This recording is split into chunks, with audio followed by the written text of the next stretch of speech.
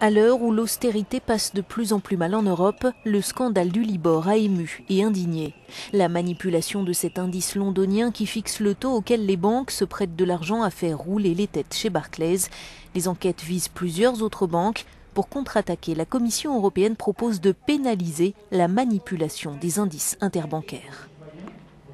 Il faut que les juges soient capables et les moyens de les sanctionner sans complaisance, y compris dans les cas les plus graves, par la prison. Mais Bruxelles ne fixe pour l'instant aucune sanction minimale, à chaque pays d'en décider. L'Europe réfléchit aussi à la réforme de l'indice Euribor, celui de la zone euro, le calculer de manière moins subjective, le placer sous la surveillance de la Banque centrale européenne. Toutes les options sont sur la table, d'autant que l'Euribor est aussi cité dans les enquêtes, mais la Fédération bancaire européenne tempère. S'il y a eu des manipulations ou des tentatives de manipulation auprès de Libor, il y en a probablement ou peut-être eu auprès d'Euribor.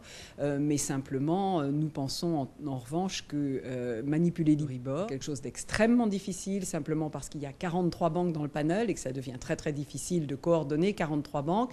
Signe que les dérives bancaires exaspèrent, cette pétition en ligne soutenant la pénalisation des abus, elle a rassemblé près de 700 000 signatures en moins de 2 semaines.